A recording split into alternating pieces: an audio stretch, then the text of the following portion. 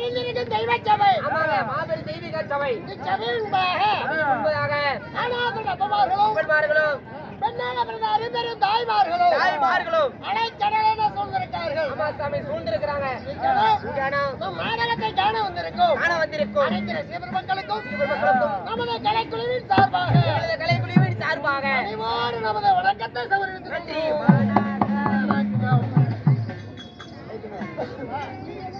அப்படி இருப்பினும் அருள்மிகு நவக்கிரகாளிக்காக, ஆமாங்க, காளியம்மனுக்காக, ஆமாங்க, இப்படிப்பட்ட புண்ணிய சபையை அரங்கேற்றம் செய்தவர்கள். ஆமாங்க, நமது மதிப்புக்க மரியாதைக்குரிய வைகுந்தத்தைச் சேர்ந்த ஊராட்சி மன்ற தலைவர் செல்வம் ஐயா அவர்களும் தாளையூர் அரமனை காட்டை சேர்ந்த தாய்மடி அறக்கட்டளை ஓ தேவி அம்மா அவர்கள் சார்பாகவோ மதிப்புக்க மரியாதைக்குரிய நமது கல்மேட்டூரை சேர்ந்த நமது பச்சை கோயில் ஊர் கவுண்டர் அவர்களும் முன்னிலை கலைஞர்களையும் இனி வர இருக்கும் கலைஞர்களையும் அதாவது கௌரவப்படுத்தி உற்சாகப்படுத்திய அனைத்து ரசிக பெருமக்களுக்கும் எங்களது நன்றியை தெரிவித்துக் கொள்கிறோம். நன்றி.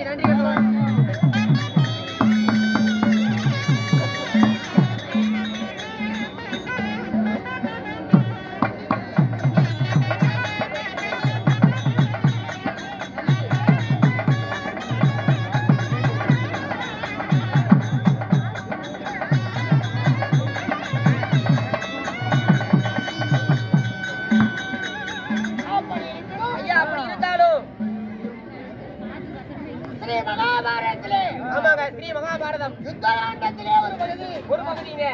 ஆமா, 17ஆம் நாள் சண்டை. 17ஆம் நாள் சண்டை. இல்லையே கர்ம மோட்சம் இப்படி சொல்லக்கூடிய நாடகத்தை இங்குள்ள பெரியாருடைய விருப்பத்திற்காக இன்று நாம் நடத்தி கொண்டிருக்கிறோம் சுவாமி. ஆமாங்க, என்ன நடக்க போகிறது அப்படி என்பதை அறிக்கை செய்கிறேன். சுவாமி.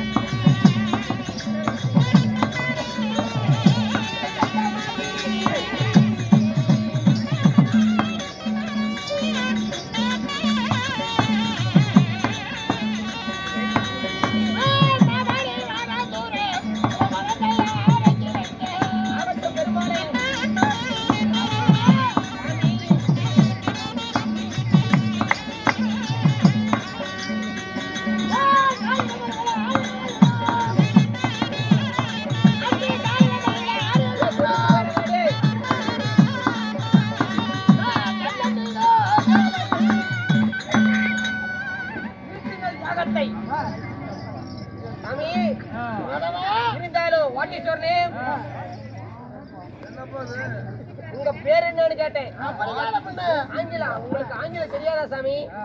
ஒன்லி தமிழ். உங்க பேர் என்னங்க சொன்னீங்க? பார்வதியிலே பத்தவதாரம். ஆறுதலிலே பத்தவதாரம். ஜெகந்தனிலே 108 அவதாரம். அப்படி அவதார புருஷனாகிய அவதார புருஷனாகிய என்னுடைய பெயரோ கண்ணன் என்று அறிந்தாயா என்ன? என்னது கடவுளா? கடவுளா? சாமி, சாமி நீங்களா? ஏம்பா, என்ன சந்தேகம்? சாமி ஞானக்கண்ணா? அப்படி அல்லப்பா, ஞானக்கண்ணா. சாமி உண்டவாயா? வெண்மையை உண்டவாயா? சாமி நக்கண்ண நாராயணா? அதேதான்பா. எங்க நக்கினீங்க? பல இடத்துல நிற்கின்றேன். எல்லா இடத்துலயும் நல்லா இருந்துச்சா சாமி? எல்லா பக்கமும் ஒவ்வொரு இடமும் ஒவ்வொருவரா இருந்தது. ஒவ்வொரு விதமா இருக்கும். ஆமா. சாமி நீங்களா? ஏய், பெருமாளே. நீ நினைக்கிற மாதிரி அல்ல. அப்புறம் திருவயதாக இருக்கும்போது நானும் என் அண்ணனாகிய பலராம தேவரும் ஆயர்பாடியில வெண்ணெய் திருடி தின்பது பழக்கம். நீங்க 2 பேரும். சரிங்க. அப்போ ஒரு நாள் 8ஆம் உயரத்திலே உருகட்டி வைத்தார்கள் இடமாதர்கள். மேல கட்டி வச்சிருக்காங்க. அது கை கட்டாத காரணத்தினால சரிங்க. எங்க அண்ணனை கும்மி வச்சு ஏறினேன். அண்ணன் ஜனியா இருப்பாரா சாமி? முதுகு மீது ஏறினம்பா. பூ மேல ஏறினீங்க. ஆமா. சரிங்க. அப்போ அப்படி முதுகு மீது ஏறி எடுத்த போதும் கை கட்டுறது வாய் கட்டல. ஐக்கியத்துல கை தவறி தரையில விழுந்துருச்சு. கை தவறி கீழே வந்துச்சு. எல்லாம் செதறி போச்சு. மண்பாண்டம். ஆமா. என்ன பண்ணும்? என்ன செய்யும்? சுக்கு நூறா சிதறி போச்சு. என்ன பண்ணீங்க? கீழே விழுந்த வெண்ணெயை கையில எடுத்தா என்ன ஆகும்? என்னாகும்? மண்ணாகும். மண்ணாகும். மண்ணாகாம சாப்பிடணும்னா என்ன செய்யறது? என்ன பண்ணுவ? உடனே யோசனை பண்ணேன். மண்டி போட்டியா? இப்படி நக்கு. சாமி மண்ணு சாமி. மண்ணாகாம மேல லேசா நக்கணும். ஓ, நாங்கெல்லாம் அப்படி மேல் நக்கு தான் நக்குவோம். நான் இப்படி கீழே தான். இப்படிதான் நக்குவீங்களா சாமி? ஏங்க கண்ணனாக இருந்தாலும் அப்படி கண்ணனாக இருந்தாலும் இறைதான் அழியாது வாபரியுகம். ஆமாங்க. இப்படி சொல்லக்கூடிய யுகத்திலே இறைதா யுகத்துல எடுத்ததோ மகா விஷ்ணு அவதாரம். விஷ்ணு அவதாரம். இறைதா யுகத்துல ராவணாதியிலே சம்ஸ்காரம் செய்வதற்காக எடுத்ததோ ராமாவதாரம். ராமாவதாரம். இந்த துவாபர யுகத்தில் எடுத்தாவதோ விஷ்ணு அவதாரம். இந்த கண்ணன் அவதாரம் ஆமா. எதுக்காக எடுத்திருக்கிறீங்க? என்ன காரணம்? நான் இந்த அவதாரம் எதற்காக எடுத்தேன்? உங்க தாய் தந்தைகள் யாரு? அப்படியா? யாருக்கு மகனாக பிறந்தீங்க?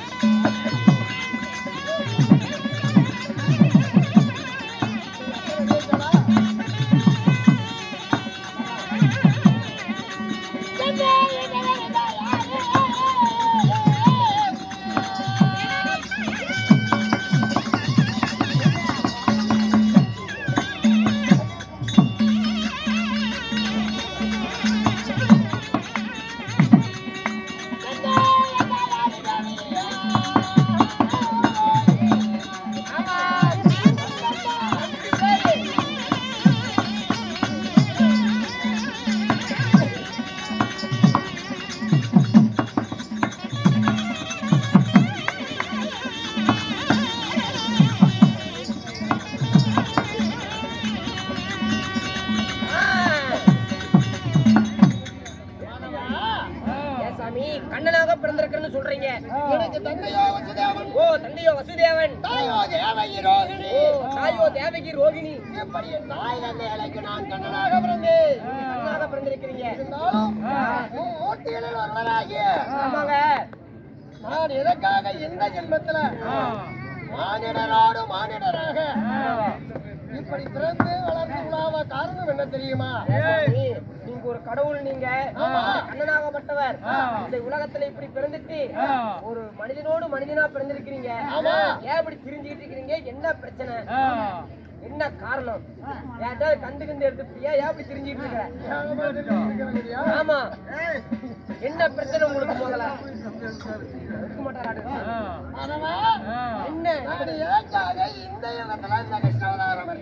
ஒரு காரணம் இருக்குமில்ல சுவாமி? ஆமா, என்ன காரணம்? என்ன காரணம் தெரியுமா?